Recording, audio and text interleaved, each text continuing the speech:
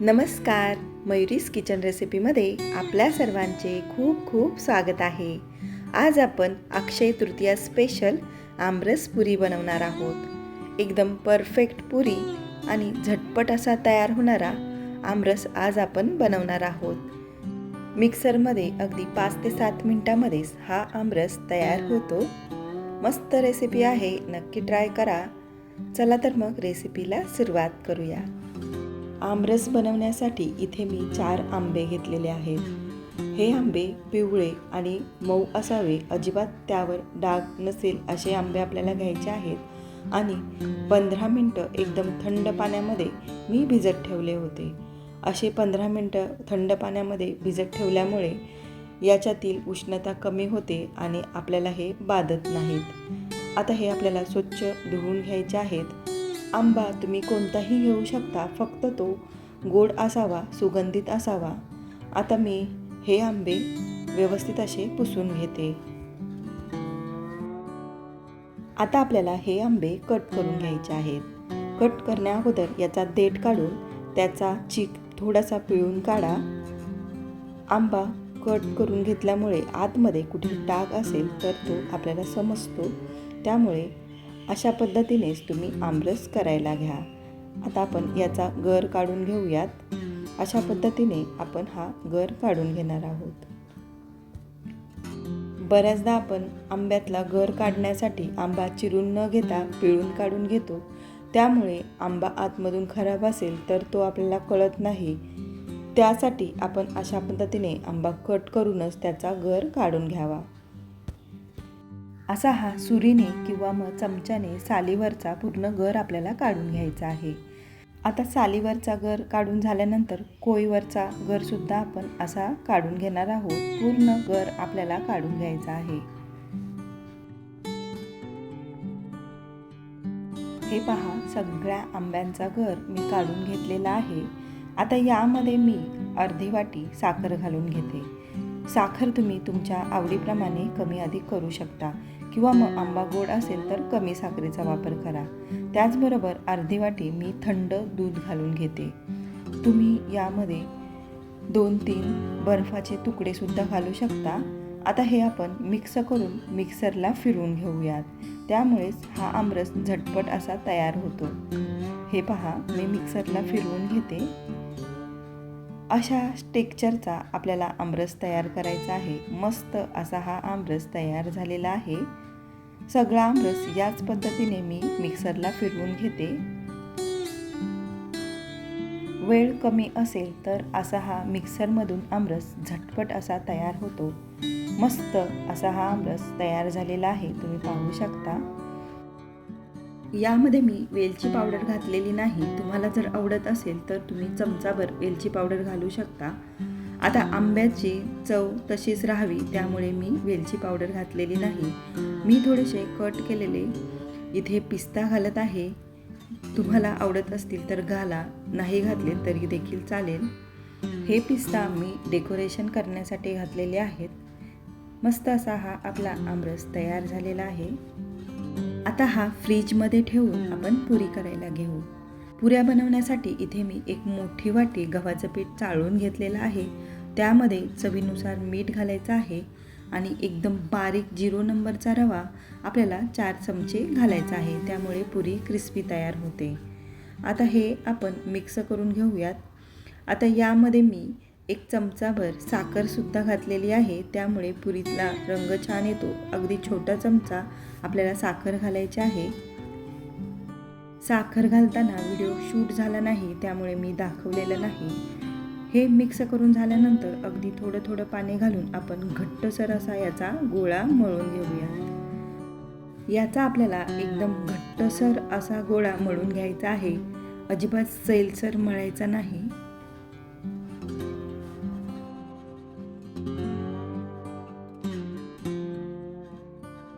हे पहा, आपलं घट्टसर असं हे पीठ मळून झालेलं आहे.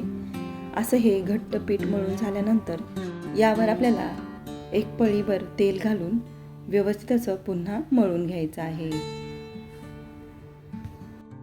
हे पहा, पुन्हा आपण हे मळून घेतल्यानंतर झाकण ठेवून एक 10 मिनटं बाजूला ठेवून देऊयात. या पिठाला रेस्ट करून 15 मिनटं झालेली आहेत. आता आपण याच्या पुऱ्या करायला घेऊयात. पुऱ्या करण्यासाठी याचे आपल्याला गोळे करून घ्यायचे आहेत. गोळे थोडे मोठेच करा. चपाती करण्यासाठी आपण गोळा घेतो त्यापेक्षा थोडा मोठाच गोळा आपल्याला करून घ्यायचा आहे. ह्या गोळ्याची मोठी चपाती लाटून आपण पुऱ्या एका झाकणाने किंवा डब्याने कट करून घेणार आहोत. तुम्ही जर छोट्या छोट्या पुऱ्या लाटून घेणार असाल तर अगदी छोटे छोटे पुरीच्या साईजचे गोळे करून घ्या. असे हे एकदम लाटून कट करून घेतलेल्या पुऱ्या पटकन तयार होतात, त्यामुळे मी अशाच करून घेते. पुरी बनवण्यासाठी पोळपाटावर आपण पिठी लावून गोळा घेऊयात. आता ही आपल्याला एकसारखी चपाती लाटून घ्यायची आहे. जाड अशी ही चपाती आपण लाटून घ्यायची आहे. हे पहा, जास्त जाडसुद्धा नाही. पुरी जेवढी जाड असते तशीच आपण ही चपाती लाटून घ्यायची आहे. व्यवस्थित अशी दोन्ही बाजूने एकसारखी चपाती आपण लाटून घेऊयात. चपाती जर पातळ लाटली तर पुऱ्या फुगत नाहीत, त्यामुळे अशी ही आपण लाटून घ्यायची आहे. आणि अशा डब्याने मी पुऱ्या कट करून घेते. हे पहा, पातळ काठ असलेला डब्बा किंवा झाकण तुमच्याजवळ जे काही असेल त्याने अशा ह्या पुऱ्या कट करून घ्या.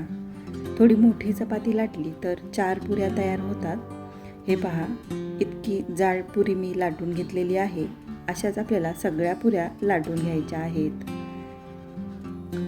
सगळ्या पुऱ्या लाटून आपण एका ताटावर काढून घेऊयात किंवा मग तुम्ही कॉटनच्या कपड्यावर सुद्धा काढून घेऊ शकता. उरलेलं पीठ पुन्हा घुसलवून त्याच्यासुद्धा आपण पुऱ्या लाटायला घ्यायच्या आहेत. सगळ्या पुऱ्या मी याचप्रमाणे करून घेते आणि नंतर तळून घेते. तळण्यासाठी मी तेल अगोदरच गरम करत ठेवलं होतं. तेल आपल्याला जास्त थंड किंवा जास्त गरमसुद्धा घ्यायचं नाही. मध्यम असं हे तेल आपल्याला गरम करून घ्यायचं आहे. हे पहा, छोटीशी गोळी टाकली की पटकन वर आली इतपत तेल गरम झालं की आपण पुऱ्या सोडूयात.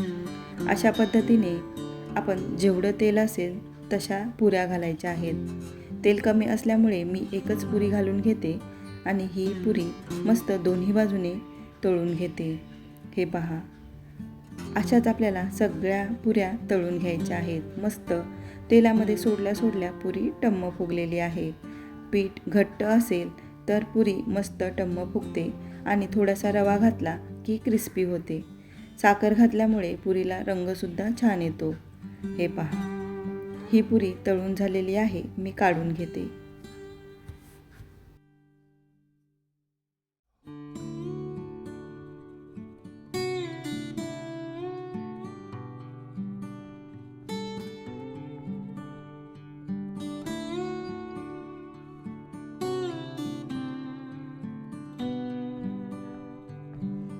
सगळ्या पुऱ्या याचप्रमाणे आपल्याला तळून घ्यायच्या आहेत.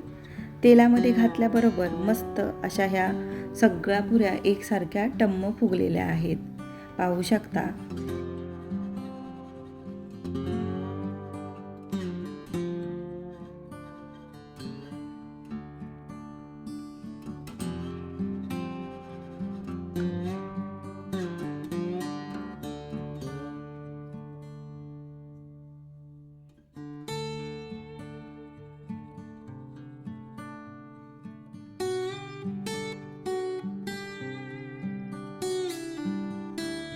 हे पहा, इथे आपला आमरस आणि पुऱ्या तयार झालेल्या आहेत. मस्त मऊ ओठाने तुटतील अशा ह्या पुऱ्या तयार होतात. श्रीखंड आणि पुरी तुम्ही खाल्लीच असाल. आता आंब्याच्या सीझनमध्ये अशी ही आमरस पुरी करून एकदा नक्की खा. गोड गोड आमरस पुरी खाल्ल्यानंतर तिखट असा हा मी व्हेज पुलाव कुकरमध्ये बनवलेला आहे. हे पहा, तो सुद्धा अगदी झटपट तयार होतो. याची रेसिपी तुम्हाला हवी असेल तर मला कमेंट करून सांगा, मी नक्कीच शेअर करीन.